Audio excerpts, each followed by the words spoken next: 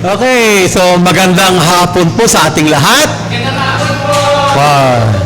So ikinagagalak po na tayo nagkita muli after, di ba?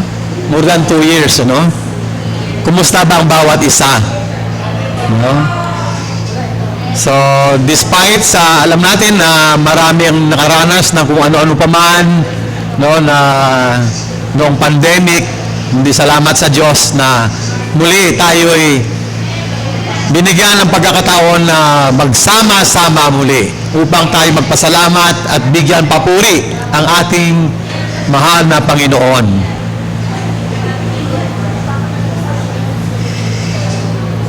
Buksan natin ating Bible sa Psalm 23 verses 1 to 7. So dahil sa nakaraan na ating mga naranasan, ito muli nating ninilay-nilayan ang pangako ng Panginoon, ano?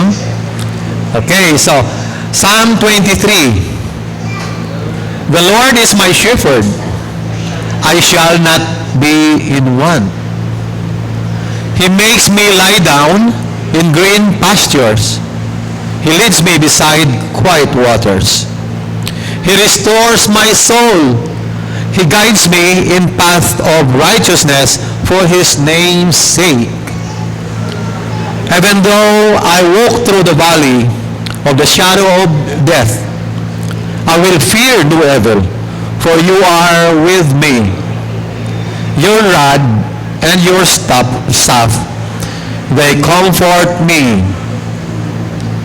You prepare a table before me in the presence of my enemies.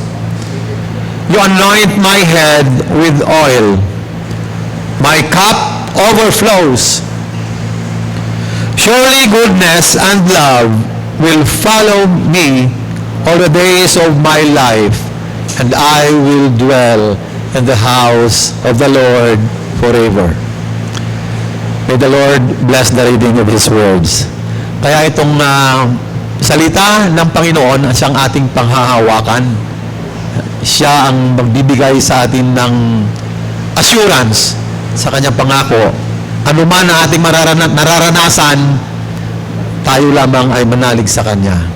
At alam niya ang kabutihan na gawin niya para sa atin, sapagkat ang plano niya sa ating buhay ay mabuti. Amen? So, let us pray. Panginoon, maraming salamat muli, Lord, sa pagkataon na ito na kami tinipon nyo muli na magsama-sama upang papurihan ka, pasalamatan ka, Panginoon.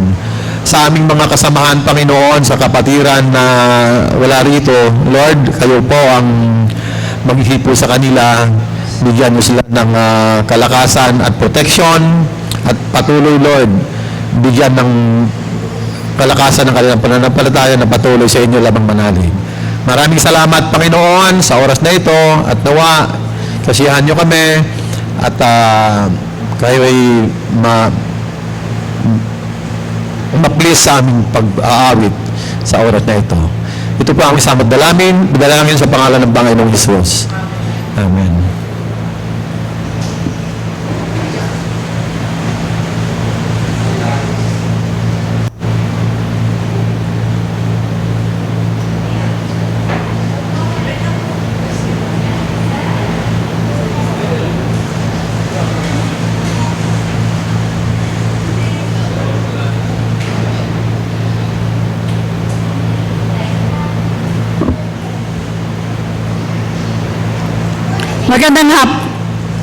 Magandang hapon po sa inyong lahat.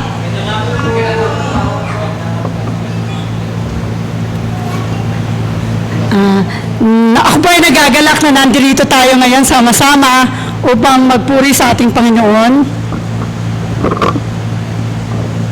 Naalala ko pa, napakatagal na panahon na hindi tayo nagkita-kita dahil sa pandemya. Kumusta naman po lahat? Lahat naman po inalagaan ni Lord. Naniniwala ako kasi wala naman kayo dito lahat kung hindi magiging maganda yung katayuan natin, di ba? Kung sino man halimbawa ang nagkaroon ng trial na nakasalubong si COVID, pero andito pa rin naman tayo at nagkasama-sama pa rin, di ba? So, nakakatuwa na ito yung unang place na ating pinuntahan at ngayon nandito na naman tayo. So, medyo taste-taste lang kasi walang aircon ngayon dito. Okay po ba sa inyo?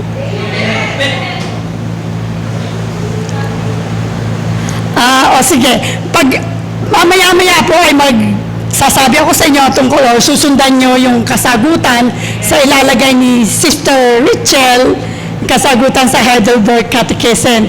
So, nais ko pong i-share sa inyo to maya-maya ng konti.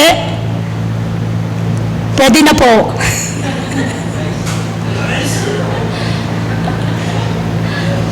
Nais ko pong anyayahan ang lahat na tumayo tayo sa Word of God tungkol sa Heidelberg Catechism. Babanggitin ko po ang katanungan at sasagutin niyo po at ilalahad po ni Richard sa wall yung kasagutan at pakibasa po. Ito po ang unang katanungan. Ano ang pagkaunawa mo sa mga pananalitang ito? Umakyat sa langit. Basahin po natin. Na si Kristo sa paningin ng kanyang mga alagad mula sa lupa ay inakyat sa langit at siyang nagpili doon para sa ating kapakinabangan hanggang sa umalik muli siya upang pagkatulan ang mga buhay at mga patay. Kung gayon, si Kristo ba ay nasa atin hanggang sa katapusan ng daigdig katulad ng kanyang ipinangako? Si Kristo Sagot po. ay tunay na tao at Diyos. Hinggil sa kanyang pagkatao, wala na siya sa daigdig. Ngunit hinggil sa kanyang pagka-Diyos, kaluwalhatian, kagandahang loob at espiritu, hindi kailanman siya nawalay sa atin. Amen. Subalit kung ang kanyang pagkatao ay hindi kasama kung nasaan man ang kanyang pagka-Diyos, nangangahulugan ba ito na ang dalawang kalikasang ito ni Kristo ay magkahiwalay sa isa't isa? Sagot po. Hindi, sapagkat kung ang pagka-Diyos ay hindi nalilimitahan at nasa pananamunan na ang kanyang pagka-Diyos ay hindi nalilimitahan ng kanyang pagkatawang tao, kaya siya ay nasa katawang tao at nananatiling kaisa ng kanyang pagka-Diyos. Ano naman ang kabutihan para sa atin ng pag-akyat ni Kristo sa langit? Sagot po.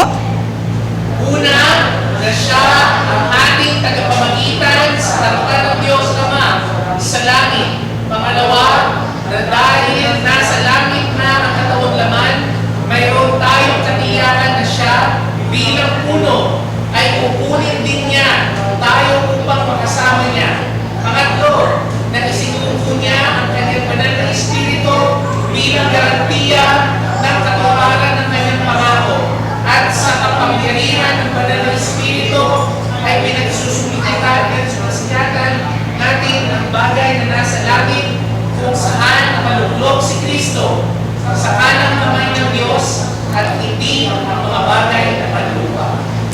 Maraming salamat po sa inyong pagsagot at na pinapaalala ko po na sana'y tandaan nyo ang lahat ng ating napagsalita ngayon, ang ating state ngayon. So ngayon po, inaanyayahan ko po na manatili po tayong tumayo at ating i-praise and worship si God. So our worship team.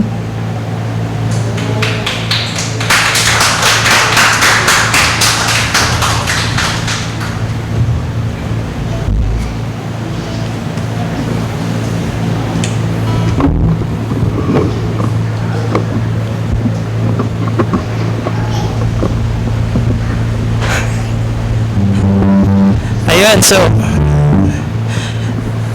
isang pinagpala at magandang hapon sa ating lahat mga kapatid. Ayun. Ayan, tulad ng nakagawian natin, di ba? Nais ko po sana na ang inyong mga katabi, kahit na naka-face mask tayo, pwede ba natin silang batiin ng isang magandang at some blessed na good afternoon. Yan, nasa ating mga kaliwa, ating mga kanan, nasa ating mga likod, nasa ating mga harap. Ayun, no? Yung mga nagdaang taon, mga nagdaang araw, nagdaang buwan, ang dami nating mga kinaharap na mga trials, challenges, di ba? Pero, aside doon, ang dami rin nating natanggap na blessing. Amen ba tayo dyan? Amen. And lahat ng yon, syempre, gusto nating ipagpasalamat sa ating Panginoon. Amen. So, for today, inaanyayahan ko ang lahat na let us all offer our voices, offer our praises to our God.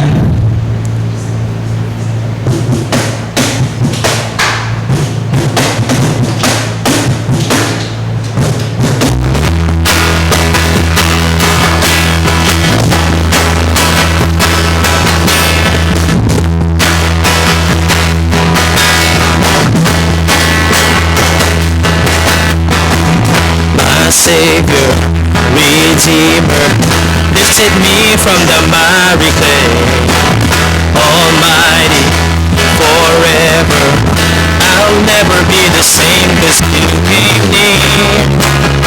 From the everlasting to the world we live, the Father's only Son. You live, you died, you rose again on high. You opened the way for the world to live again. Hallelujah, for all you've done.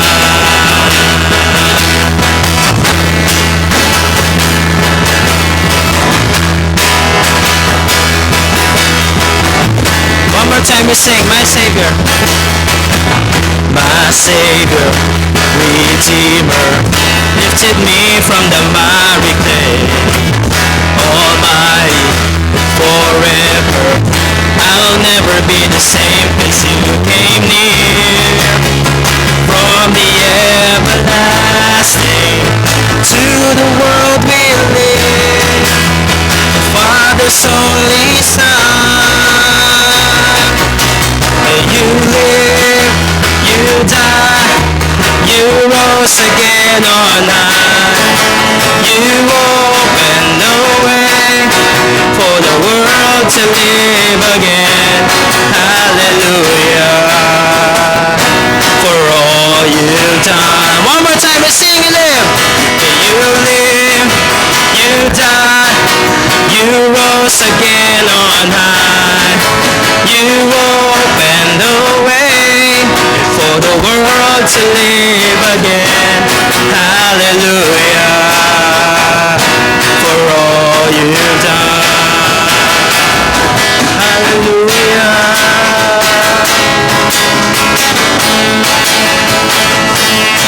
Oh Lord,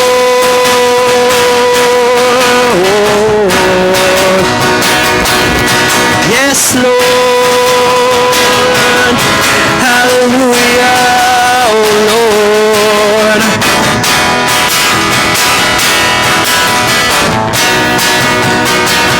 'Cause you came near from the everlasting to the world we live, Father's only Son. One more time.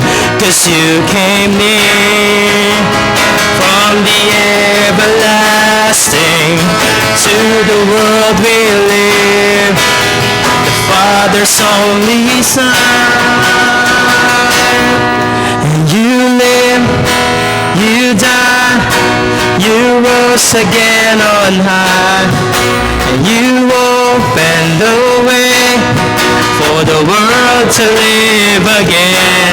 Hallelujah, for all you've done. One more time we sing. You live, you died, you rose again on high. You opened the way for the world to live again. Hallelujah.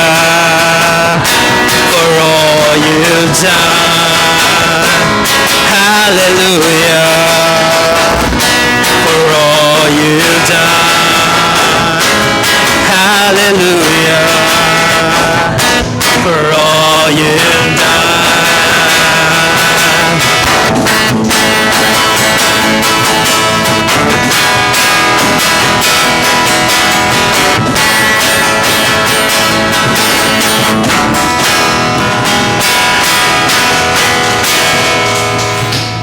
Yes, Lord.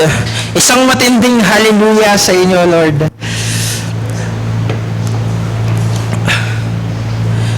Let us continue giving praise and worship sa ating Panginoon. Ang daming, tulad na sabi ko nina, ang daming trials, ang daming challenges na nakaharap natin for the last few years, for the last few days. Pero si God, na siya yung nagsilbing liwanag natin na nagbigay ng guidance, nagbigay ng strength upang harapin natin yung mga struggles, yung mga challenges na dumarating sa ating buhay. So siguro nararapat naman, di ba? Nararapat naman siguro lang na bigyan natin siya ng pasasalamat, papuri, ng worship na nararapat para sa Kanya. Amen? Amen. So today, let us continue giving praise and worship to our God.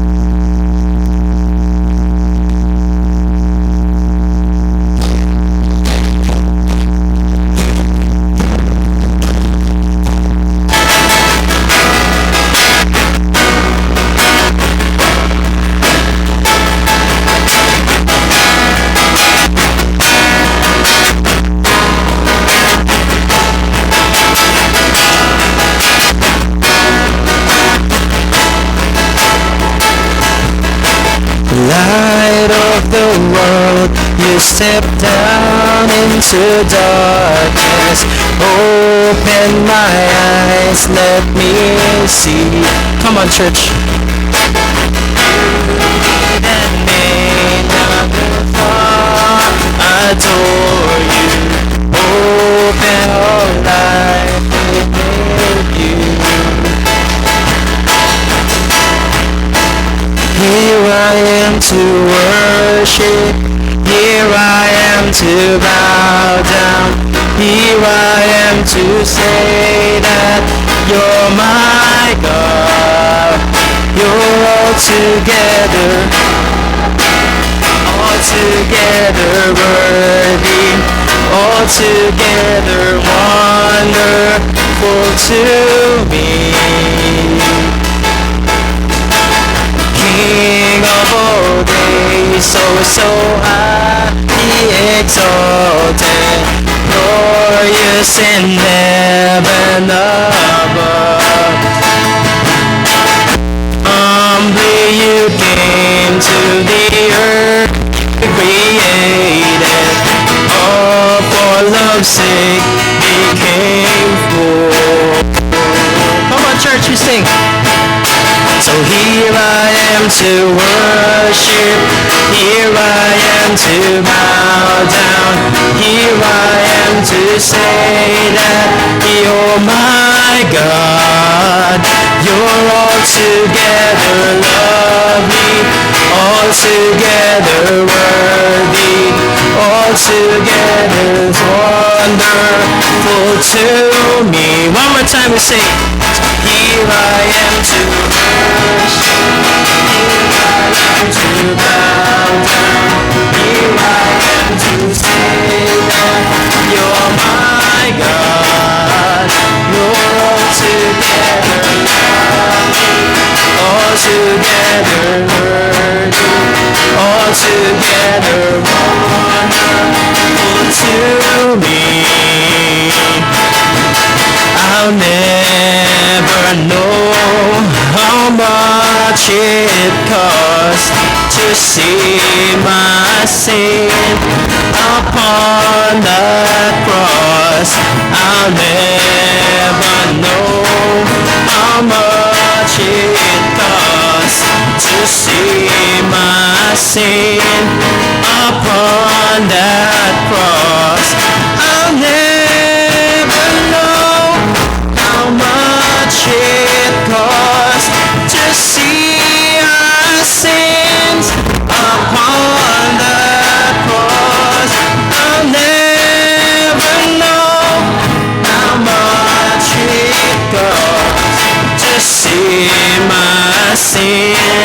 upon that cross. Come on, church. Here I am to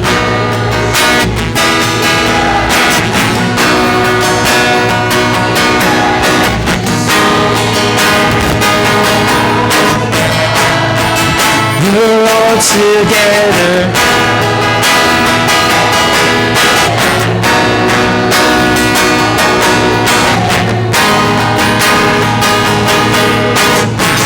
One more time, say, here I am to worship, here I am to bow down, here I am to say that you're my God.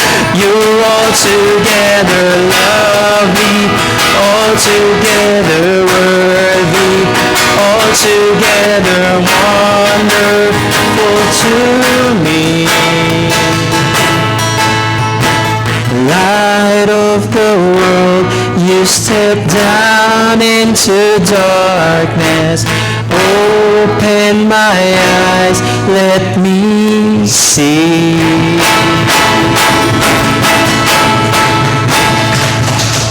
Amen. Yes, Lord.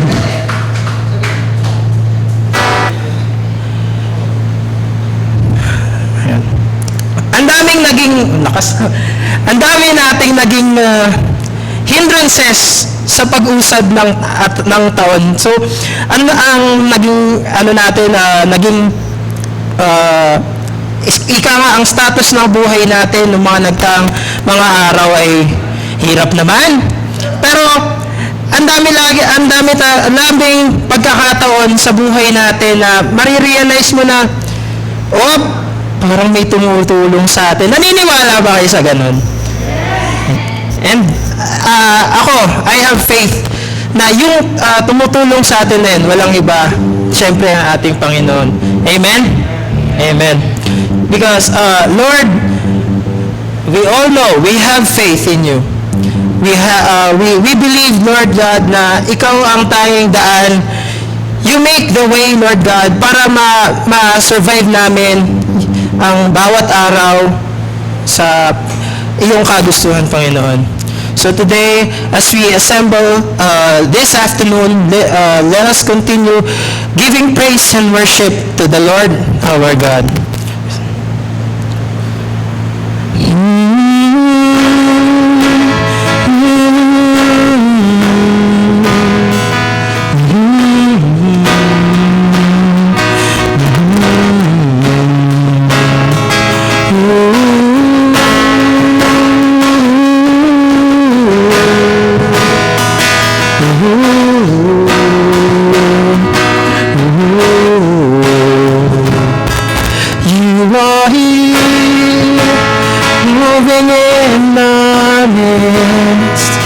Worship you, I worship you. You are here, working in this place. I worship you, I worship you. You are here, moving in our midst. I worship you, I worship you. You are here, working in this place. I worship you, I worship you. You are waymaker, miracle worker, promise keeper, light in the darkness. My God, that is who you are. You are waymaker, miracle worker, promise keeper, light in the darkness. My God, that is who you are. You are here, touching every heart. I worship you, I worship you.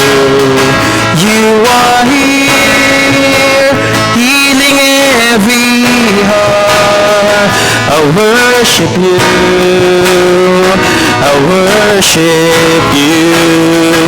You are here, turning lives around. I worship you. I worship you. You are here, mending every heart. I worship you. I worship you. Come on, church, we say, you are waymaker, miracle worker, promise keeper, light in the darkness. My God, that is who you are. You are waymaker, miracle worker, promise keeper, light in the darkness. My God, that is who you are. One more time, church, we say, you are waymaker, miracle worker, promise keeper, light in the darkness. My God, that is you are waymaker, promise keeper, light in the darkness. My God, that is who you are. That is who you are. That is who you are. That is who you are. That is who you are. That is who you are. That is who you are. That is who you are. That is who you are. Come on, church, say it. Even when I don't see it, you're working. Even when I don't feel it, you're working. You never stop working. You never stop working. I'm saying, even when I don't see it, you're working. Even when I don't feel it, you never stop. You never stop working. Even when I don't see it, you're working. Even when I don't feel it, you're working. You never stop working. You never stop working. Even when I don't feel it, you're working. Even when I don't feel it, you're working.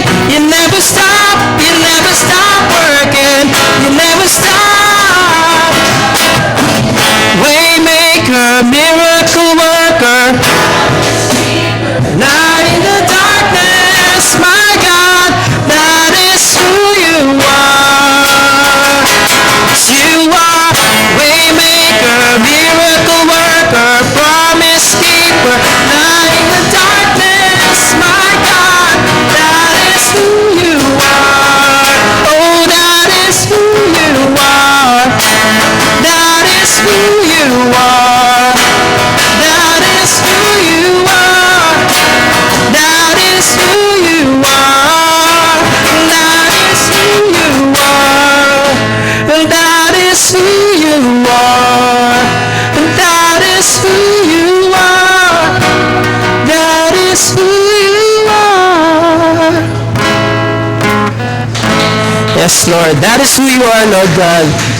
Let us pray na yung mga words na maririnig, matututunan namin, Panginoon, na ay tumatak sa aming mga puso, sa aming mga isip. Nang sa gayon, Panginoon, patuloy ka namin na mabigyan na ang pasasalamat at papuri sa mga susunod pang araw at sa mga susunod pang panahon. Dinadalangin namin ito sa pangalan ng iyong anak na si Jesus. Lahat po tayo sabay-sabay.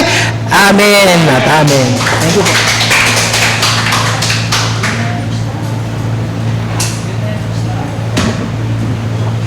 So, ngayon po, tinatawagan namin ang ating minamahal. Mahigit kumulang na 2 taon na hindi nagkita-kita, hindi nagkasama-sama, pero nagagalak pa rin tayo na muli tayong nagkaroon ng pagkakataon na makapagpanambahan dito muli sa Caloocan. Kung saan tayo talaga ilawat ng Diyos.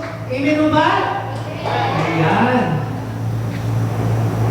Pero syempre, tayo pa rin po ay nagpapasalamat dahil nga pa rin po na sa pagkakataon nito, hindi po natin ito magagawa kung hindi rin sa biyaya ng Diyos. Pagkat tanging lahat ng nangyayari sa ating buhay ay niloloob niya para sa ating kabutihan. Nagpapasalamat rin po ako sa pamunuan ng ating pong venue ngayong itong araw na ito, ang pamunuan ng CBC sa pagbibigay sa atin ng pagkakataon na makapag-lagay ulit ng ating pong worship service dito. At gayon rin, nagpapasalamat rin po ako sa inyong lahat, mga kapatid na nandito rin po ngayon, na kinasangkapan ng Diyos para po matuloy ito pong ating pananambahan. Pasalamatan rin po natin ang ating pong worship team, pasalamatan rin po natin ang ating tech team, ang mga pamunuan rin po ng Redcom Caloocan na narito rin po ngayon, dahil kung hindi rin po sa inyo, hindi rin po magiging posible na tayo po ngayon ay magkakaroon ng worship service ngayon. Palakpakan po natin ang ating sarili. Palakpakan din po natin ang ating Diyos. Ayan. Alam niyo po, napakaganda na dito sa pagkakataon na ito, tayo po ay nabigyan ng pagkakataon na magbigay ng ating pong mensahe ng na nagmumula sa salita ng Diyos, kasi sa mga pagkakataon mo na ito, hindi ho biro ang pinagdadaanan natin. Sa makatuwid mga kapatid, alam ko po marami po sa atin ngayon ang disappointed na sa buhay dahil napakaraming pagsubok na hinaharap ang bawat isa sa atin. Marami nga sa atin ngayon kumbaga sa pagkakataon na ito, hindi na lang sarili nila ang iniisip ng mga nagdaang taon. Alam ko po yung iba sa inyo mga binata at dalaga pa. Pero ngayon nakikita ko yung iba, nagpaplano na magpamilya, nagpaplano na magpakasal, tataguyod na ng kanilang sariling pamilya. Yung iba naman, may pamilya na ngayon, nadagdagan pa ng mga anak. Ako rin, hindi rin ako lingid doon sa mga, sa pagkakataon na yun. Kasi ako rin, kung mapapansin ninyo, lumalaki na rin yung aking anak. Pero alam nyo, sa mga pagkakataon rin na ito, habang dumarami po yung ating responsibilidad, habang dumarami po yung ating mga mahal sa buhay, na kinakailangan po natin ayusin, palakihin, at maging kasama sa buhay, dumadagdag po yung ating mga discouragement. Alam nyo po, gusto ko po sanang sabihin sa inyo na ang discouragement ay hindi lang po lingid sa iilan na tao. Gusto ko lang po mag-share sa inyo ng storya, Noong pong 1950s, doon, panahon pa ng ating mga lolo-lola, ayan, meron pong isang museum sa isang state sa Amerika, sa may bandang New York. Di New York gumawa, sa may New York City. Ayan, kung tawagin nila, Hayden Planetarium. Hindi Hayden ko hindi si Dr. Hayden ko ito. Ito pong Hayden Planetarium ay isa pong planetarium sa may bandang New York City. At nung mga pagkakataon parang dumadalang na yung mga tao bumibisita dito sa museum na to. So gumawa sila ng paraan para siguro muling dumami yung mga tao bumibisita sa kanila. So nag-advertise sila ng isang poster na nagsasabing sila raw po ay gumagawa ng isang pagkakataon na mabigyan ang mga Amerikano, mga taga New York, na makapag-apply raw ng kanila pong application para raw po makalipad at tumira sa hindi ibang bansa, kundi sa ibang planeta. Alam niyo po ba yung advertisement stunt nila na yon? Aba, naging patok sa masa, naging patok sa mga tao. At alam niyo ba kung ilang libong katao ang pumila at nag-apply para doon sa announcement na yon? Almost 18,000 people ang pumila doon sa planetarium. Akala nila tuloy, talagang totoo, nalilipad sila sa ibang planeta. Pero mapapansin mo natin, habang raw po sila ay ini-interview doon sa planetarium, Alam niyo po, majority, strikingly, a majority of those 18,000 people na nag-sign up para dun sa application na yon, ang sabi raw nila kung bakit raw nila gustong lumipat sa ibang bansa, sa ibang planeta, ay dahil disappointed raw sila sa tinitirhan nila ngayong planeta, dito sa mundong ibabaw. So, kung mapapansin natin, sa panahon natin, hindi rin to limit sa kalagayan ng mga Pilipino ngayong panahon na ito. Alam niyo po, marami pong sa atin ang dismayado at discouraged na sa buhay. Bakit kanyo? Abay, marami po sa atin discouraged dahil yung iba, siguro, nagdismaya din sa naging resulta ng eleksyon. Yung iba siguro, nagulat dahil akala nila mananalo yung kanilang gustong pambato sa pagka-presidente at vice-presidente. Pero kalaunan, ang majority pala ay nagsalita na mas gusto nila yung si BBM, pati si Sara Duterte. Diba? Maraming nadismaya, lalong-lalo na yung mga millennials. At mapapansin din natin, dagdag din pagkadismaya. Kasi kung mapapansin ninyo, kung nadadaan lagi kayo sa Caltex, sa Petron, saan pa ba? Marami lang kasi ngayon sa Shell, ayan. Nadadaan kayo sa Unioil. Ano kadalasan nakikita nyo?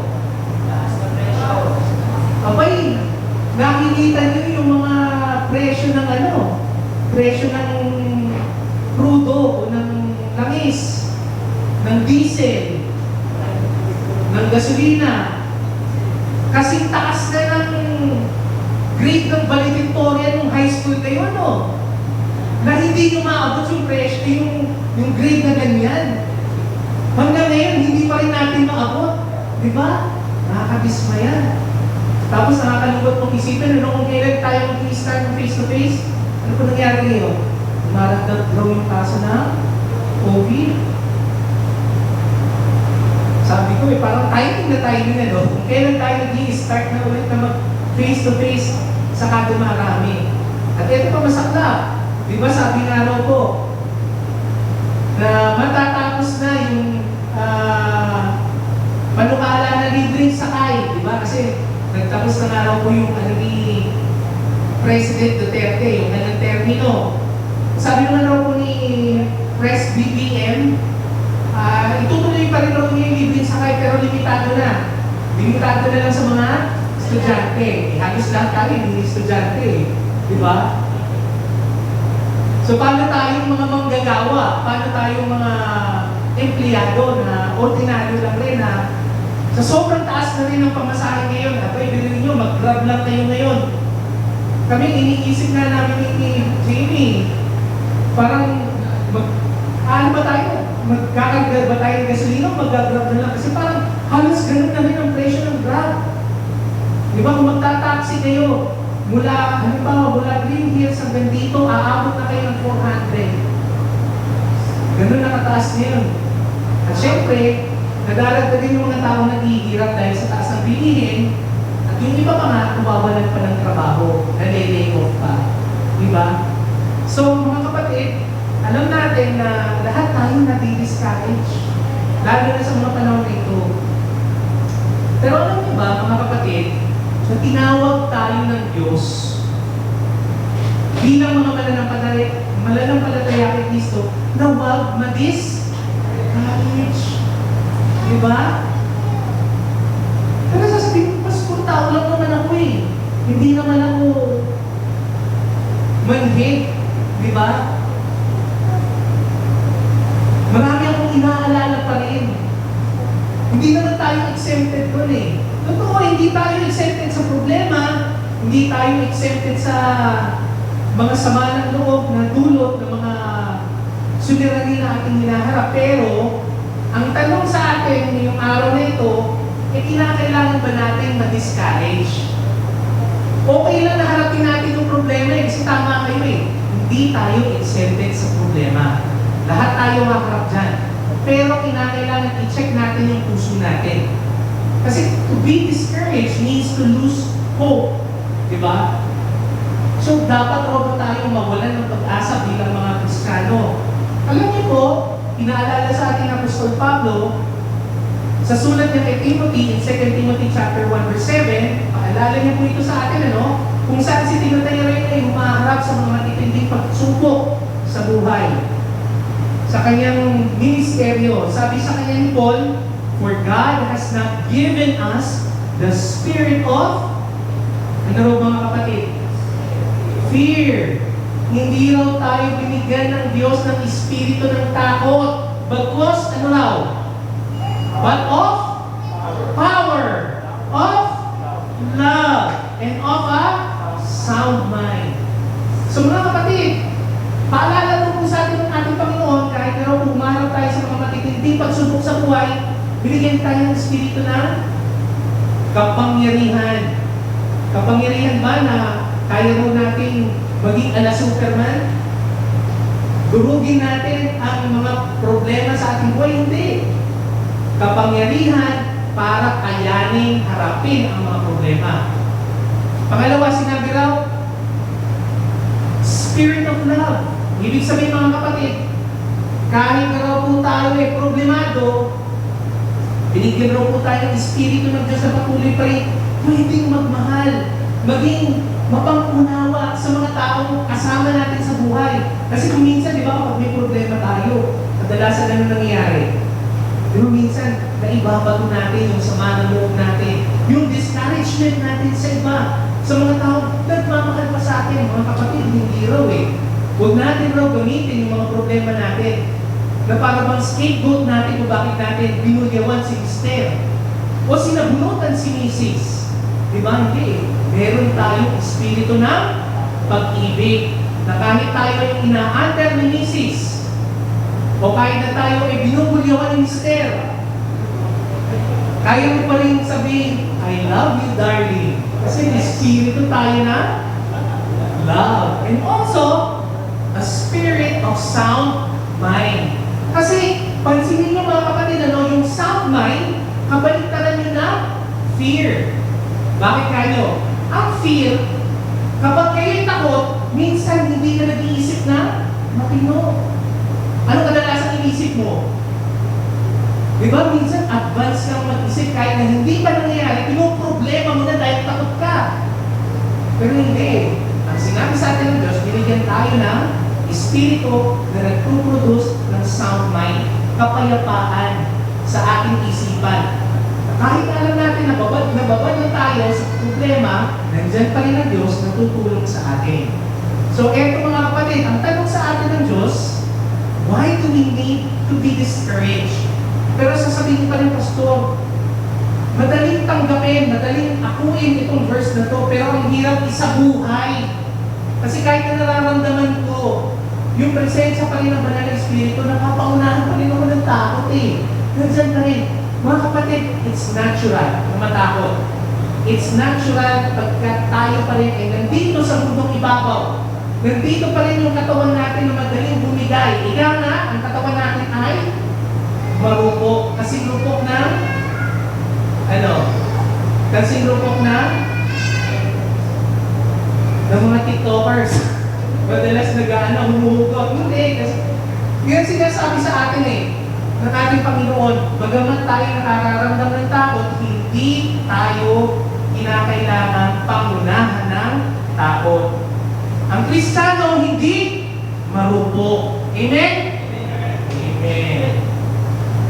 Kaya dito sa ating passage na ito, kung inyo pong mamarapating pagtuunan ulit natin pansin at basahin, mapapansin po ninyo na ito pong tatlong verses na ito ay mayroon pong ibinibigay sa ating gamot o cure, di ba? Sa discouragement sa buhay. Basahin po natin, Hebrews chapter 12, verse 1 to 3. Yung pong unang part. Ayan.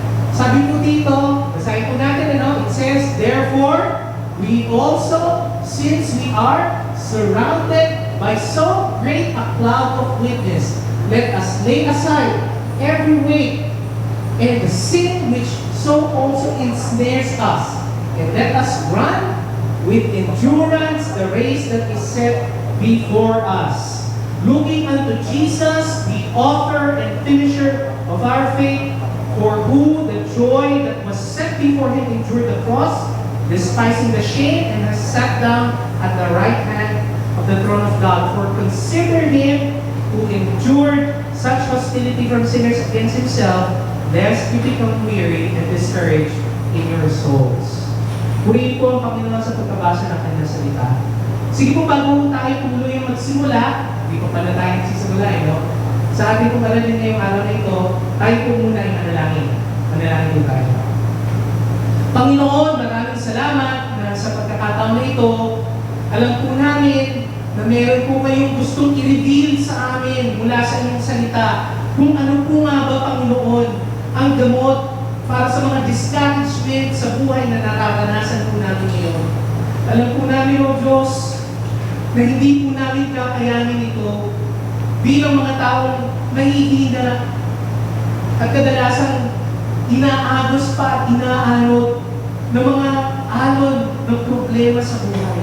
Kaya Panginoon, naway ipaalam niyo po sa amin, ipakilala niyo po sa amin ang inyong pong kabaitan, ang inyong pong pagpapala ngayong araw na ito upang maintindihan po namin na hindi niyo po kami pababayaan at ang mga pangako po na inyo po ipinagkakalob namin na ngayon, Panginoon, sa araw na ito ay magiging aral, Panginoon, na siyang tutulong po sa amin para magamot, Panginoon, ang aming mga discouragement. Ang lahat ng ito, Diyos, ay aming pong itinudulog sa inyo sa ngalan ni Kristo Jesus. Amen at amen. So kung mapapansin po natin dito, base sa passage natin, meron pong tatlong bagay na dapat raw po natin pagpuunan ng pansin para raw po magamot yung discouragement na nararanasan natin sa buhay. Una, ang paalala po sa atin ng talatang ito is that we need to commit to a life of faithful running. Tanggapin na raw po natin na sa buhay ng tao, parte na raw po ang pagtakbo. Yung pagtakbo raw po dito sa buhay ng tao ay synonymous po o kaparehas po sa mga pagsubok na dadaanin natin sa buhay. So paalala po sa atin na kinakailangan po kahit na raw po tayo tumatakbo dito po sa karera natin sa buhay, paalala raw po sa atin na kinakailangan raw po natin maging faithful. Sa paano paraan raw po tayo maging faithful? Una, pansinin po natin, ano? Kung makikita niyo po, yung mga atleta na talagang desididong tumakbo, lalo-lalo sa marathon, ano? Kadalasan ba sila kapag tumatakbo, bigla na lang, halimbawa, naisip lang nila isang araw, kaya naisip lang nila naisip nila kahapon na sila itatakbo sa isang 25-kilometer race. Tapos, kinamagahan, tatakbo na sila. Hindi. Kung isa kang tunay na atleta, isa kang tunay na marathon runner, hindi mo iisipin na isang araw gusto mo tumakbo, tapos tatakbo ka rin nang wala ka preparation. Kailangan prepared ka. Diba? Ganun din raw sa buhay natin bilang mga Kristiyano. Kung ang mga marathon runner tumatakbo na prepared, dapat rin raw ang Kristiyano tumatakbo sa kanyang spiritual life na prepared. Ang hirap po mga kapatid na hindi tayo prepared sa ating spiritual race. Kaya kinakailangan raw po natin maging prepared. Paano raw po tayo makaka-prepare sa ating Christian race? First, we need to be free from the weight of sin that encumbers us. Diba? Pansinin po ninyo, no? Kung pupuntahan po natin yung pong mga atleta na nagpa-practice para sa isang marathon race, ito pong mga atletang ito, mapapansin ninyo na halos yung mga damit nila light. Diba?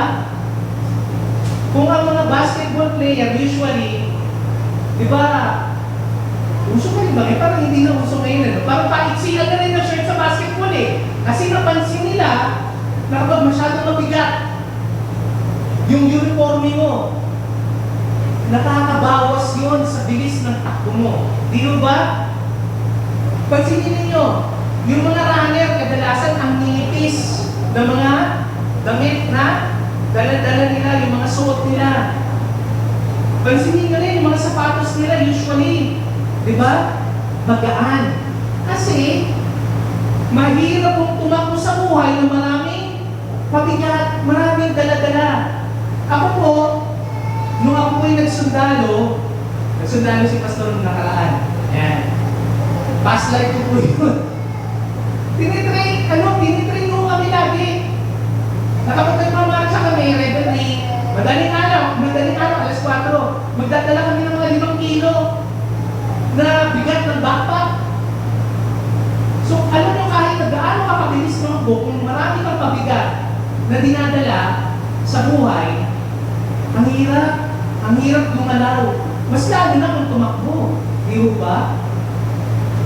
So, ito yung sinasabi sa atin ng Panginoon. Ang mga kasalanan raw sa ating buhay ay mga pabigat raw sa atin. Para raw po tayo makatakbo ng maayos sa karera na inilaan ng Panginoon sa atin. Bakit? Paano naging pabigat ang kasalanan?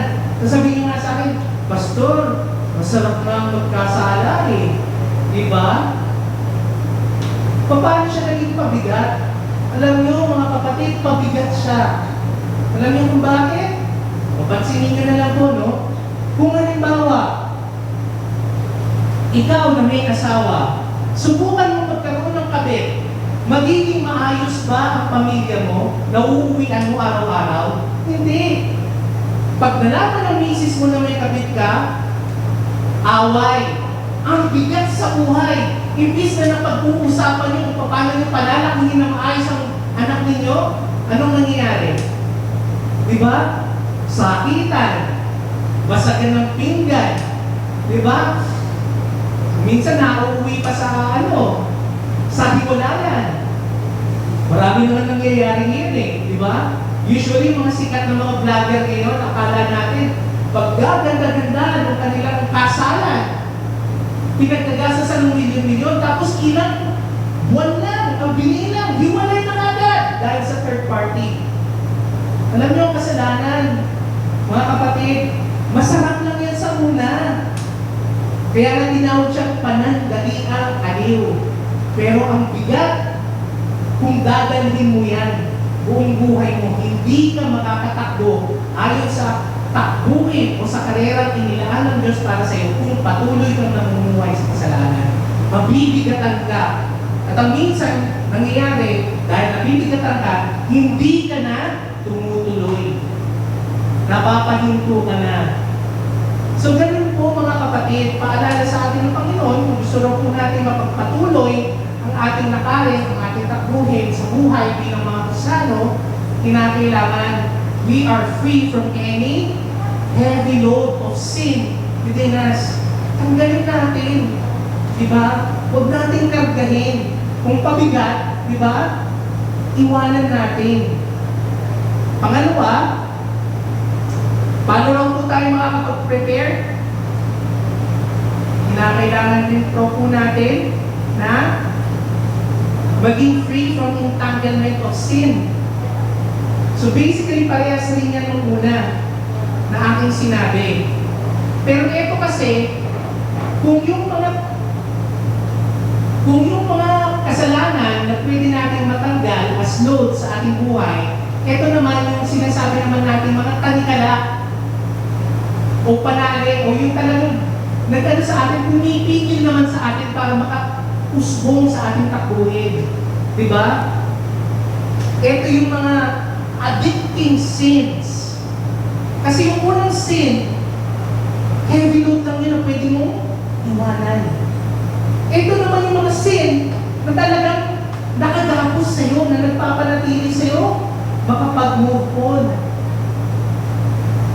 Ano itong mga addicting sin na ito? Drugs, bisyo, diba? ito rin po ay dahilan kung bakit hindi po tayo makatakbo. Kasi pinipigilan po tayo na para bang talikala. Pansinin po ninyo, no? Etong picture mo na to, galing mo ito sa mga jars of clay noon sa Greek, sa mga Griego. It displays what we call the marathon contest nung araw. Pansinin po ninyo, itong mga Griego na to, hindi lang halos wala talaga sila saklot, di ba?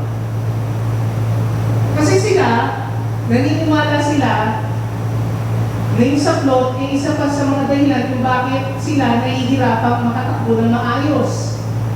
Nakita nyo, wala pang running shoes kung araw. So ito mga to, alam nila, naiintindihan nila, na ang pinaka-goal sa buhay, ito yung pagandahan ng pagandahan ng sapatos, pagandahan ng uniforme, di ba? Ang goal nila ay maka-push sa finish line. So lahat talaga, iiwanan nila. At ito mga to, usually mga sumasali sa marathon race, mga slaves sila ng araw. Ano yung mga slaves? Mga alipin sila. Pero sumali sila dito, knowing na kapag nanalo din sila, magiging sila? Free men. So dito, ang sinasabi din dito, talagang sinakripisyo nila yung buhay na kung saan pwede silang araw-araw kumakain, safe, ika nga. Pero patuloy pa rin silang alipin. Pero dito, iniisip na nila na hindi ko na iisipin na safe ang buhay ko. Na komportable ako sa buhay kahit na alipin ako. Na kumakain ako 3 beses sa isang araw. Pinapakain ako ng amo ko. Anong gagawin ko lang? Kikilos lang ako. Hindi. So sila, iniisip nila yun. Tinanggal nila yung punto na kung saan ayaw na nilang maging slave. Gusto na nilang maging free. So yun yung intention nila mga kapatid.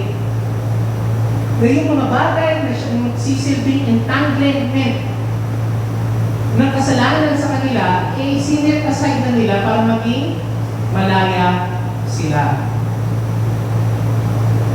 So yun yung sinasabi natin, kinakailangan, you need to be free from sin. Any sin that would allow us to be entangled and enchained.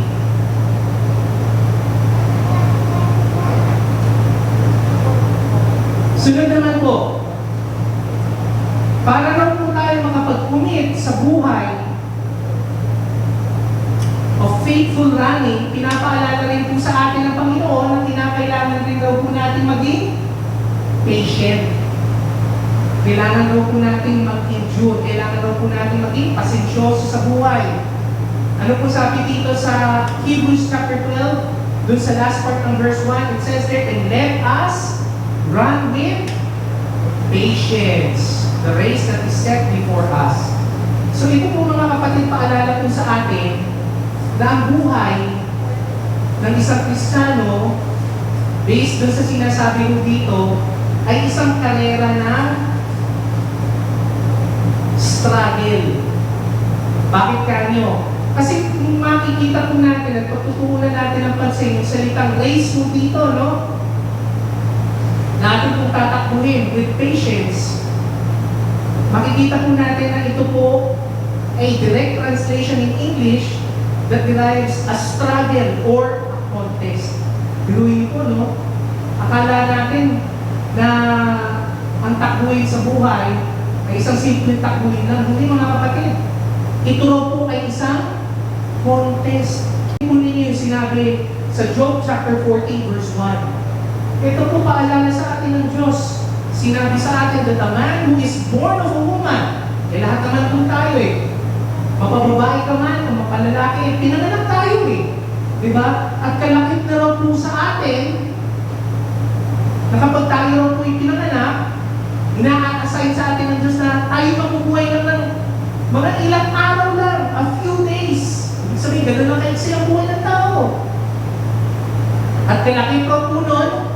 habang tayo po'y nabubuhay, ano raw po ang sabi? Few days and parang unfair, no? Ang iksi lang ng panahon natin na tayo mabubuhay, punong-punong pa na trouble. So mismo salita na ng Diyos ang nagsasabi, mga kapatid, na ang buhay ng tao hindi exempted pagdating sa problema. Maski tayo mga mananampalataya, haharap sa problema. Pero ito po yung paalala sa atin ng ating Panginoon. In John chapter 16 verse 33, ano pong sabi? These things, sabi ng ating Panginoon sa Kristo, I have spoken to you that in me, you may have peace. Paano raw po tayo magkakaroon ng kapayapaan kapag tinanggap raw po natin itong katotohanan na ito na kanyang sinasabi? In the world, you will have tribulation. Mismo si Jesus na nagsasabi, no? Hindi ka ligtas sa problema. Ligtas ka sa kasalanan at sa dulot ng kasalanan, which is yung kamatayan espiritual, yung impyerno. Pero hindi ka ligtas sa problema. Sabi nga sa akin kanina ni Jonas yung isang member nila, kinuyog, yung term niya kinuyog kinuyog daw sa ministry. Ang Kristiyano, hindi mai-accept sa problema. Bagkos yung term pa nga kadalasan, totoo sinabi ni Jonas, hindi lang tayo accepted, kadalasan kinukuyog pa tayo ng problema. Pero anong sabi sa atin? Ang ating Panginoon, but be of good cheer. Ba? Sabi daw pa ni Lord, mag-rejoice daw tayo. Ano dahilan kung bakit daw tayo mag-rejoice? Because I have overcome the world. Ibig sabihin, sabi daw ng Panginoon,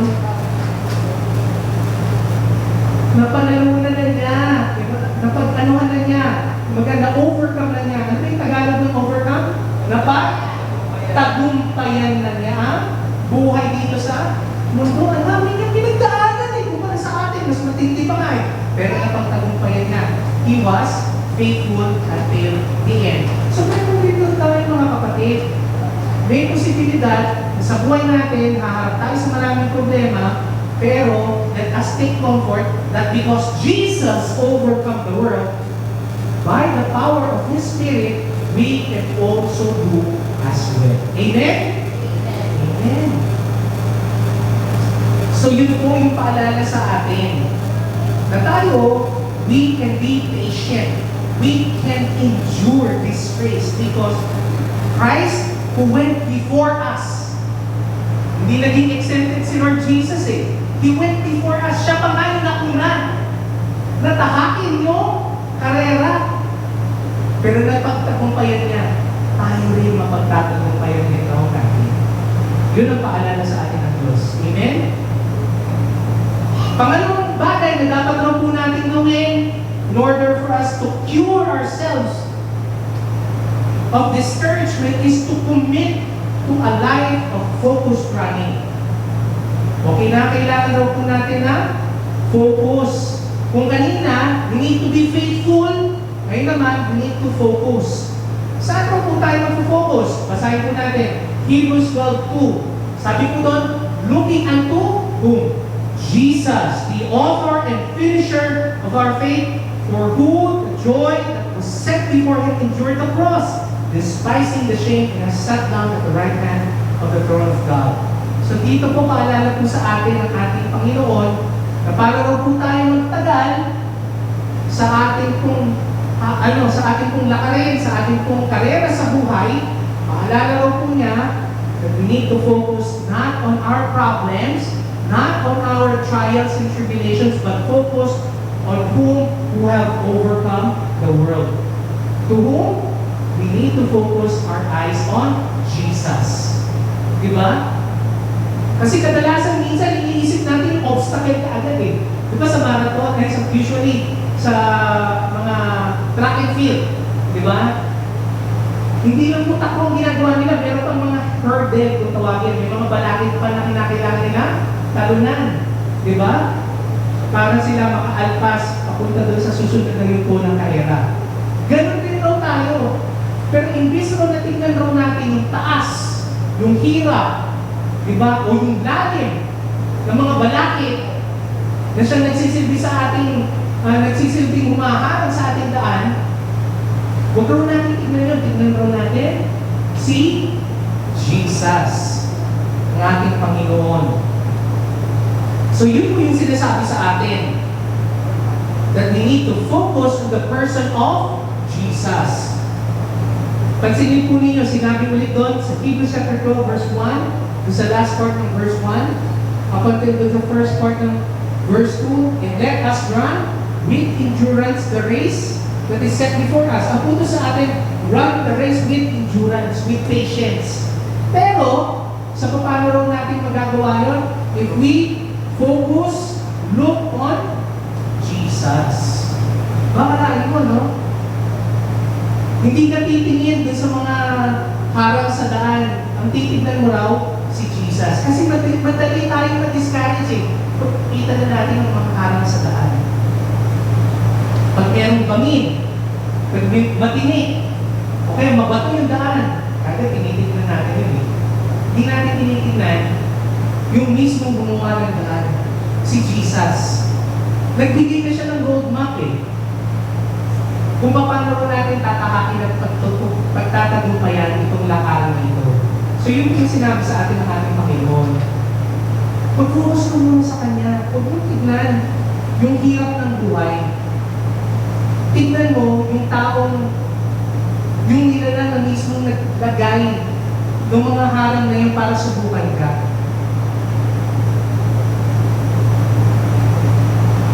O sasabihin natin, sige pastor, ay paano mo makakapag-focus kay Jesus? Ano mga dapat mong isipin? Ano mga dapat mong tignan? Kasi parang titingala ako sa langit, sisilipin ko siya, baka hindi ko makita. Diba? Kung literal natin gagawin yun, well, mga kapatid, ang pakahulugan ng ibig sabihin ng focus or looking on Jesus is that we focus on what Jesus had done here on earth. Kung ano yung ang kanyang mga naging example. Pansinin po natin, Hebrews chapter 12 verse 2, dun sa second part. Sabi ko po doon, that Jesus is the author and finisher of our faith. And, sabi ko doon, ito rin po yung titignan natin for the joy that was set before Him had endured the cross. Si Jesus was able to finish this race. Ito yung karera na inilaan sa Kanya ng banal na Ama, natahakin. At natapos niya yung faithfully. So ang focus natin ay yung naging example ni Jesus. Kung paano niya nagawa na harapin yung mga problema, paano niya nagawa harapin yung mga subok sa buhay na kanya pong tinaha. Sige, paano natin raw po gagawin yun? Paano raw po tayo makapag-focus? Pansinin po natin, sinabi po doon sa Hebrews chapter 4 verse 15 to 16, says therefore, we do not have a high priest. Inaalala po sa atin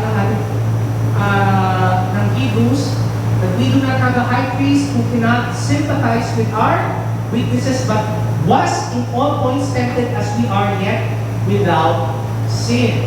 Let us therefore come boldly to the throne of grace, that we may obtain mercy and find grace to help in time of need. So ito po mga kapatid, pinapaalala po sa atin ng ating Panginoon, that as we run the race, let us take courage to the fact that Christ has already passed this way. Kung ikaw, iniisip mo sa sarili mo na napakahirap ng buhay, parang hindi mo makakaya, iniiwan ka ng asawa mo, nagluko yung mga anak mo, nagpabaya sa pag-aaral, makikita mo na lang na parang unti-unti na lang nababaon sa utang. Wala ka man lang kinikita dahil lubog na yung negosyo mo. Mga kapatid, paalala sa atin ng Diyos, huwag natin tignan kung nasaan tayo, kung ano yung kalagayan natin, yung paghihirap na dinaranas natin. Bagkus, paalala sa atin ng Diyos, tignan daw po natin si Jesus bilang isang ehemplo. na kung saan pinagtagumpayan niya lahat ng mga pagsubok na dumaan sa kanyang buhay. So yun po yung paalala sa atin na maging si Jesus, kahit na raw po dumaan sa mga pagsubok ay nanatili pa rin tapat. In all points, sabi raw po doon, was tempted. Kung ikaw natetempt na gumawa ng mali, dahil sa hirap ng buhay, kung ikaw ay natetempt na gumawa ng mali, dahil ginawa ka ng mali ng kapwa mo, tingnan mo si Jesus. Sabi raw sa Biblia, si Jesus, kung tutuos-tuusin raw, pwede siyang pwede niyang tanggapin yung mga temptation na ibinato sa kanya ni Satanas, pero hindi niya ginawa, na natili pa rin siyang tapat. Para sa gayon, maging ehemplo rin raw po sa atin, sa buhay natin. Pero sasabihin mo, pastor, si Jesus yun Diyos naman siya, kaya kaya niya harapin. Matibay siya ako marupok. Kaya niya, ako mahina Si Jesus lang sa alam, ika nga.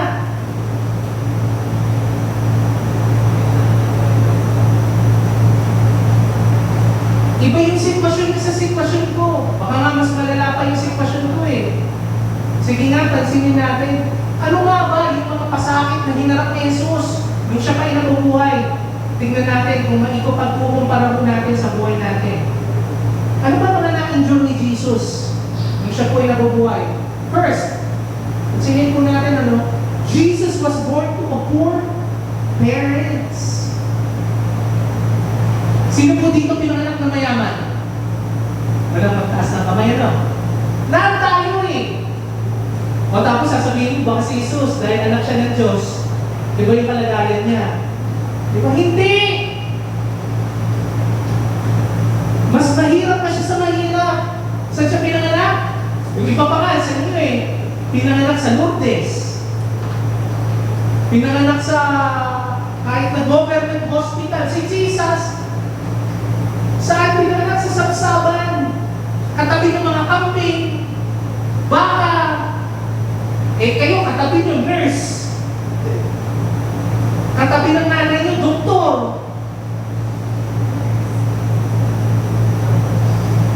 Mas mahirap pa si Jesus sa inyo. Kumparain natin, his life was also threatened as a baby. Kayo ba nung pinanganak kayo? Meron na bang humanting sa inyo para patayin? Ba nung pinanganak si Jesus, wanted na agad. Wala bang ginagawang masama, hindi pa nakakapagsalita, abay wanted na. Capital punishment na agad ang gusto ipataw sa kanya. Kayo nga ang pinakamalala lang siguro na naranasan nyo nung pinanganak kayo, yung kinurot kayo sa singit. Siguro, si Jesus papatayin. Ano pa? His birth was also caused of terrible suffering. Naghirap lalo kanyang mga magulang. Kinailangan nilang maglipat-lipat sa iba't ibang lugar kasi nga kinailangan nilang protection na si Jesus. He was moved as a baby. Diba? Si Jesus, habang lumalaki, halos wala siyang lugar na pwede masabi niya, sarili niyang tahanan. Ika nga, NPA siya NPA, no permanent address. Kasi kailangan nilang maglipat-lipat para hindi sila mahanap. Para mapatay ni Haring Herodes. He was raised in a despicable town. Alam niyo po yung lugar ng Nazareth? Sa lahat ng mga lugar na pwede lumaki ang isang batang Hudyo, Nazareth, pwede mong sabihin Tondo, Malate, pati Zamboanga, pinag-isa. Sa iisang lugar, ganun katindi ang Nazareth. It's a sinful place. Maraming mga prostitute, maraming mga rebelde, maraming rin masasamang loob. to support his family. Oh, yung mga bagong graduate yan, yung sinasabi na, bibigyan ka na sa buhay dahil sinusuportahan ko mga kapatid ko. Sinusuportahan ko mga magulang ko. Eh kayo nga, kahit pa paano, may 13-month pay. May bonus. Si Jesus, saan kumikita? Sa pagkakarpintero. Nung lumakas nga yung ministry niya, halos hindi na siya makapag-provide pa. He had no home or no place to lay his head. Alam niyo, parehong prophecy yan na ang Messiah, walang masasabing sarili niyang tahanan. So kung saan siya mahiga, saan siya makupo, doon na siya magpapahinga. At least kayo may kondo. Meron kayong barong-barong masasabing matutuloyan. Kapag bumulan si Jesus, wala. Pag meron lang siguro nagmagandang loob, doon lang siya pakitirahin, doon lang siya pakakainin. Pero wala siya sariling tirahan. At least ngayon, nagre-renta kayo eh. He was hated and opposed by others. Pero mo nagsaserve ka kay Lord. Napo na ka lang saglit. Brad, mukhang mali yung chord mo. Feeling mo, para ka ng ano. Para ka ng sinakluban ng langit at lupa. Magpo-post ka na agad sa social media, sa sabihin mo, pinapigan ka. Si Jesus! Munti na pagpuyugin. Dahil maraming tao galit sa kanya. Dahil sinasabi niya katotohanan.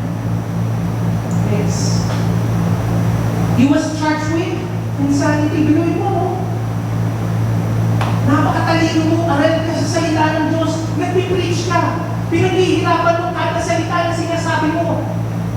At alam mo, ang sinasabi mo katotohanan, tapos sasabihin siya, baliw ka?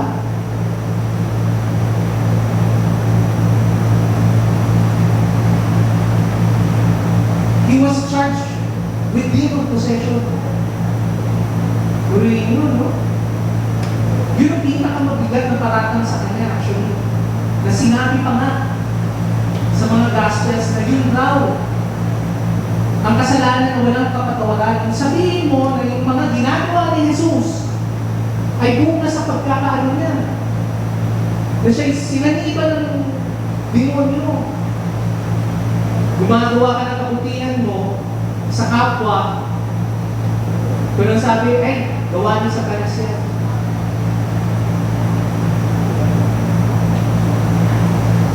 Tapos pansinin ninyo, no? Akala mo na ikaw 100% suportado ka ng mga magulang mo, at least kayo ganun eh. Pero si Jesus, he was opposed by his family. Alam niyo po, si Santiago, yung kanyang kapatid,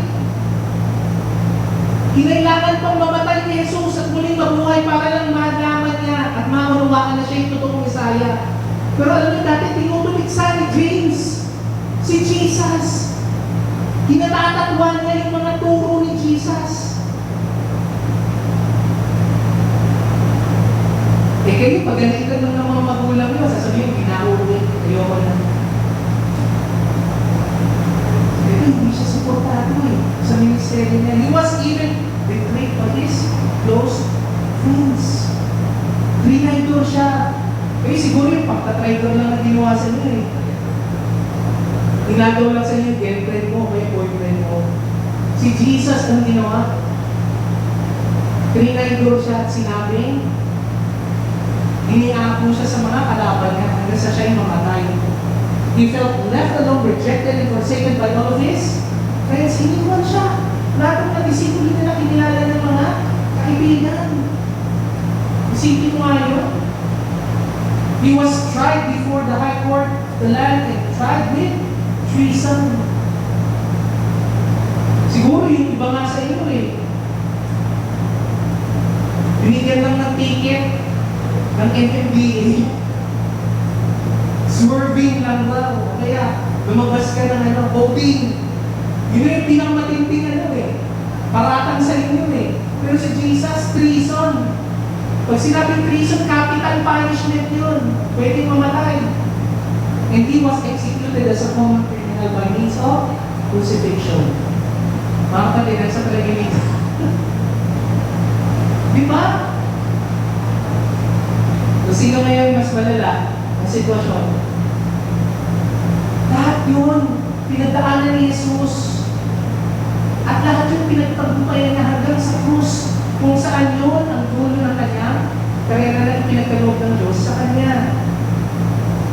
Pansinin po ninyo, kung yun nakayanan ni Jesus, let us focus on that. Next, we also need to fix our eyes on the race that is before us. Pansinin po ninyo, no?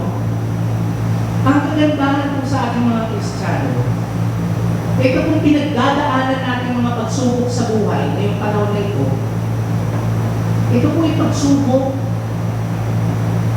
na mismo si Kristo na ang naglatag para sa atin. Ibig sabihin, kung baga sa karera, nakafix na yan.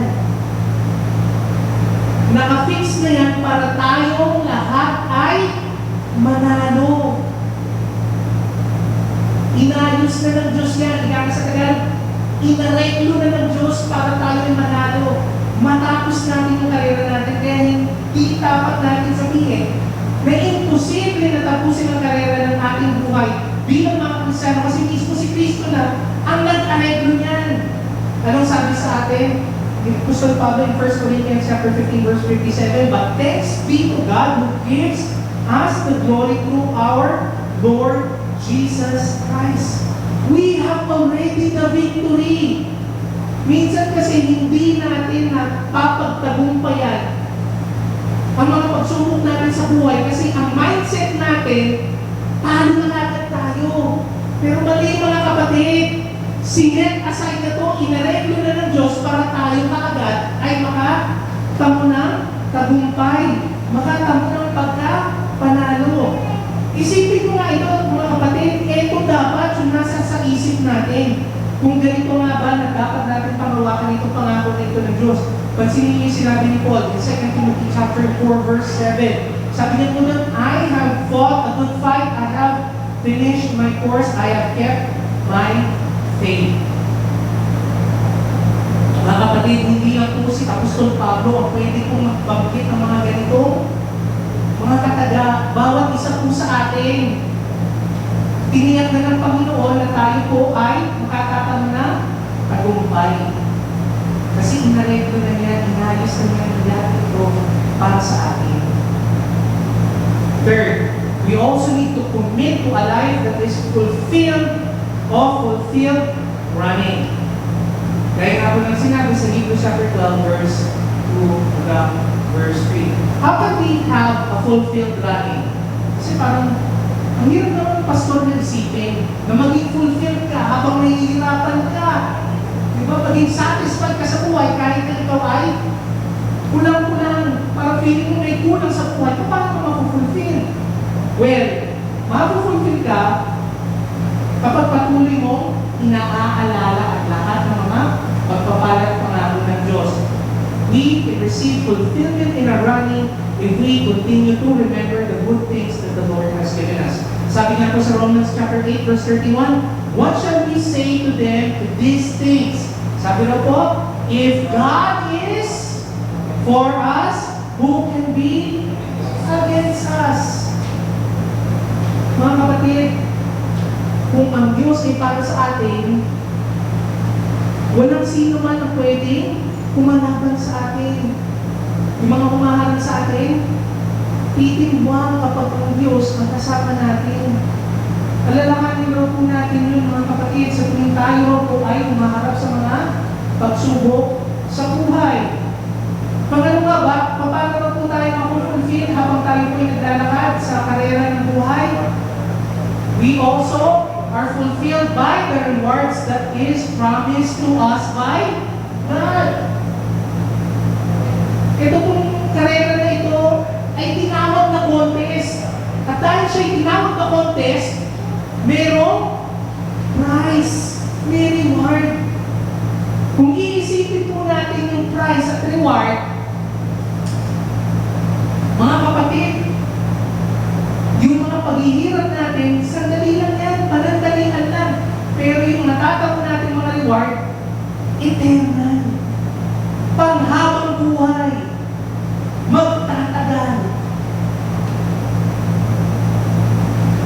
Yun ang paalala sa atin ng Diyos.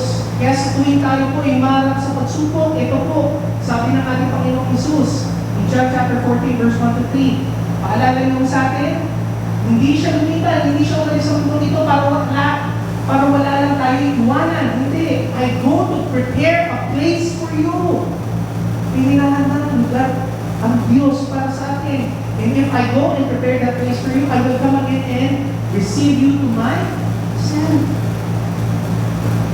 That where I am, there you may also be. Sabi natin ni Paul in 1 Corinthians chapter 15, verse 58, therefore, my beloved brethren, be steadfast, be immovable, always abounding in the work of the Lord, knowing that your labor is not in vain. Hindi mo mababaliwala ang lahat ng ating nilalakad na oras sa paglilingkod sa Diyos, sa pagiging tapat natin sa Diyos. Hindi bulag ang Diyos na hindi nakikita yung mga paghihirap natin para sa Kanya. Lahat yun may gantimpala. At yung gantimpala yun, mas mabigat pa sa mga pasanin natin sa buhay. Kaya patuloy tayo magtiwala sa Kanya. Kaya dapat po mga kapatid, ito po yung goal ng bawat believer in Christ Jesus. Ito po yung sinabi ni Paul in 2 Timothy chapter 4, verse 7 to 8, I have fought the good fight. I have finished the race. I have kept the faith. Finally, there is laid upon me the crown of righteousness, which the Lord, the righteous God, will give to me on the day, and not only to me, but also to those who love God. Hindi lang sa mga apostol, hindi lang sa mga disipulo ni Kristo, kundi sa lahat ng mga tao na nampalataya kay Kristo at patuloy na nagtitiwala sa Kanya at nagtatapat sa Kanya. Your good deeds, your good works, your service to God will not be left unrewarded. So gaya nga ni Paul, let us fight the good fight, let us finish the race, let us keep the faith. And third, how can we have fulfillment during our running in the race of life? Well, we can have fulfillment because we can rest. May kakayanan tayong mamahinga habang tayo ay nahahapon sa pagtakbo. Sabi po sa verse 9 ng Hebrews chapter 4, there remains therefore a rest. May pinapaalala po sa ating Diyos. Hindi lahat ng pagkakataon pagod at habo ang Kristiyano sa kanyang lakaran sa buhay. Bagkus, ano sabi? May pagkakataon ng nagbibigay ng kapahingahan ng Diyos. Sabi sa Revelation chapter 21 verse 4, and God will wipe away every tear from their eyes. There shall be no more death, no more sorrow, no more crying. There shall be no more pain, for the former things have passed away. Even Paul said, Galatians chapter 6 verse 9, and let us not grow weary, huwag mo tayo mapagod, while doing good, for in due season we shall reap if we do not lose heart. Sandali, pastor, in concept, maganda siya. Mararanasan ang kapahingahan kapag tayo umanaw na sa mundo. Mararanasan talaga po natin ang kapahingahan ng Diyos kahit na po tayo hapong-hapo na sa mga problema natin. Sasabihin niyo, Pastor, paano? How can we rest while we are running this tedious race of life? Sabi nga po ng ating Panginoon, in John chapter 15 verse 5, I am the vine, and you are the branches. He who abides In me and I in him bears much fruit, for without me, you cannot do nothing. Check yourselves. Do you still consider yourself attached to the branch? Are you still attached to Jesus? Kasi mga kapatid, baka akala nyo patuloy kayong nagpapagal, pero dahil kayo napapagod at feeling nyo, walang nangyayari sa ginagawa nyo, kasi baka hindi pa rin kayo konektado talaga sa mismong sanga na si Jesus. Kaya lahat ng mga nararamdaman nyo ngayon, bunga ng pagpapagal dahil hindi kayo konektado mismo sa kapangyarihan ni Jesus. Na kailangan mga kapatid, konektado ng tayo kay Jesus. Sa paano paraan? Sa pamamagitan ng pananampalataya, kung tinanggap mo si Kristo talaga sa iyong buhay bilang Diyos at tagapagligtas, doon mo talaga masasabi na ikay konektado sa sanga. At doon mo masasabi ikaw ay magkakabunga kahit na ikaw ay dumaranas ng matinding pagdurusa. Matthew chapter 11 verse 28 to 3 and to 30. Ano paalala sa atin ng Panginoon? Ito yung kapahingahan na sinasabi niya. Come to me, all of you who are in labor in our heavenly laden, and I will give you rest. Take my yoke upon you and learn from me, for I am gentle and lowly in heart, and you will find rest for your souls. For my yoke is easy and my burden is light. Paalala sa atin ng Panginoon, kapag kasama mo siya, hindi niya pinatatwa, hindi niya sinabi na hindi ka mahirapan sa buhay. Bagkus sinabi niya, may ipapatong pa nga siyang pabigat sa iyo.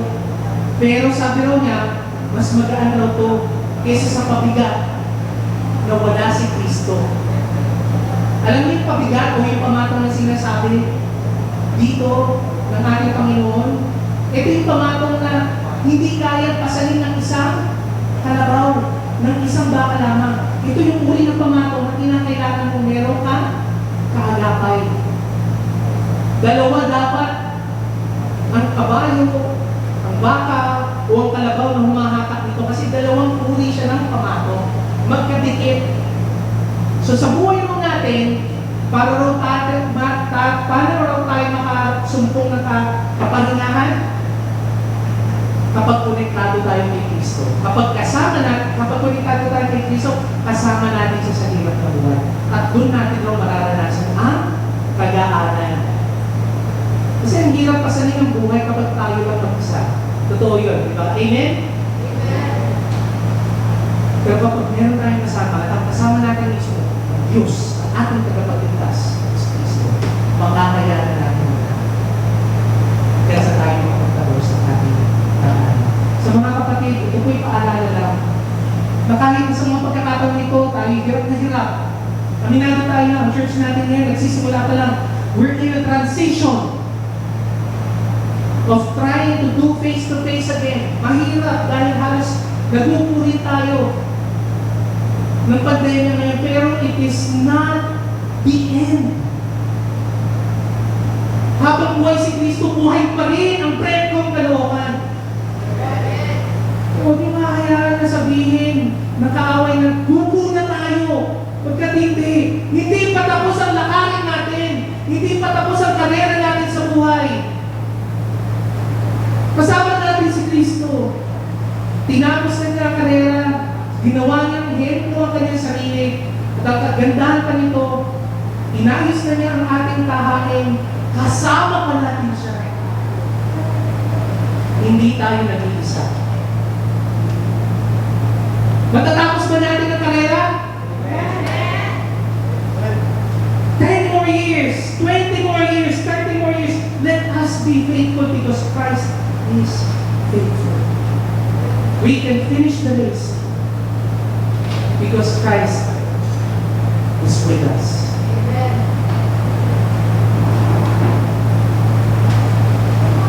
Mga kapatid, bilang tugon po sa ating pong mensahe na dininig yung araw na ito, hinihiling ko rin po bawat isa as an act of faith. Let us come together.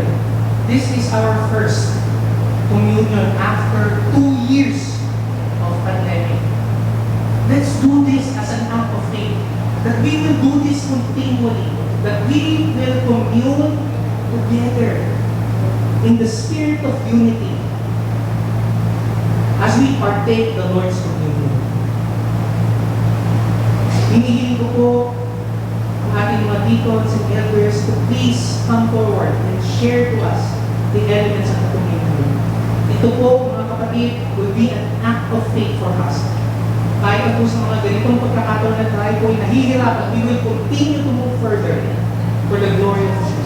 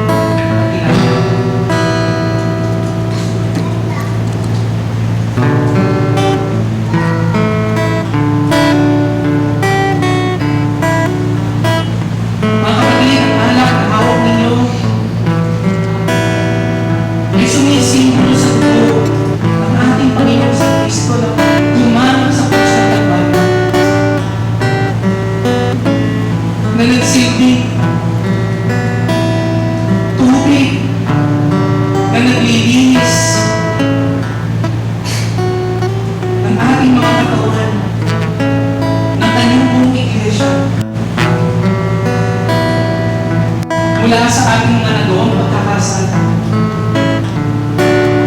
Sa ating Panginoon ng alak, inaalala po natin ang bugong dumana sa krus ng Kalbaryo para sa pagkakatawa ng ating mga pagkakasala. Ating po pinipin.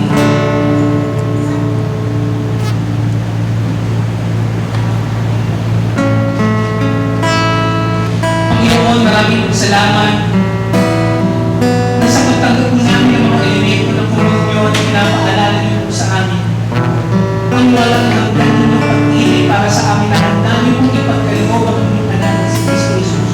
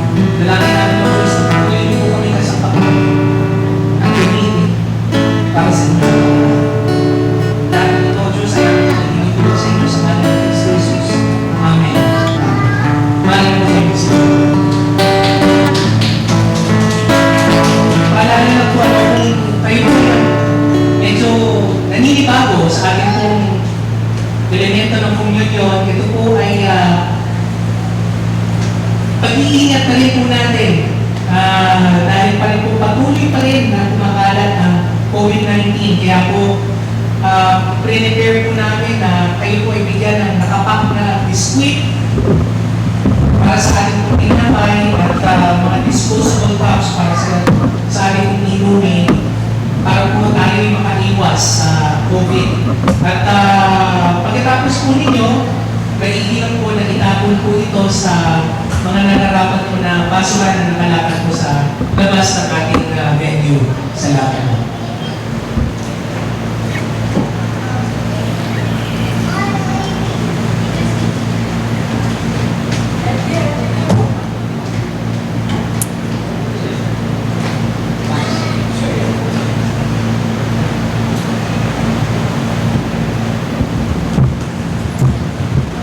Ayan. Dumako naman po tayo sa pagbibigay. Makibukas po kayo sa 2 Corinthians 9 verse 11.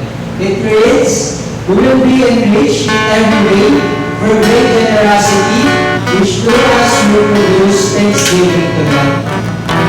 With that verse, naniniwala ko na every one of us here ay hindi na kulang sa kung ano ng mga pangangailangan natin.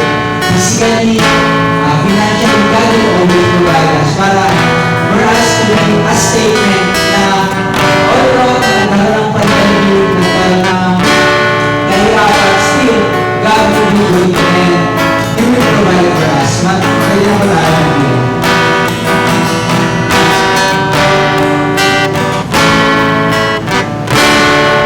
When the music fades, all is stripped away, and simply come. Longing just to bring something that's of worth that will bless your heart. I'll bring you more than a song, or a song is itself is not what you have required. You search much deeper within, through the way things unfold. You're looking into my heart. I'm coming back to the heart of worship, and it's all about you. It's all about you, Jesus. I'm sorry, Lord, for the things I've made. When it's all about you, it's all about you, Jesus. Kailangan natin po ang lahat na sabay mo at pinalain natin ang ating mga kalooban. Heavenly Father, maraming salamat po sa mga pagpapala na ito na sa akin na dapat. Maraming patuloy ng aming pamilya at pamilya ng ipalain, Father God. All throughout na to the extent, Father God, na naipapamahagi na namin po, Father God, sa mga tao na nakapagod sa amin. And sa gawain ng Panginoon, Father God, na gamitin namin ito ng ayon sa iyong kaloob ng Father God. Maraming salamat po that you continue the blessing all throughout this pandemic, Father God. Hindi kami nagkulang, hindi kami nahirapan, Father God. Maraming salamat po. Muli, binabalik namin na pag-ulit ng para salamat. Sa maraming sa pangalan ni Jesus. Amen.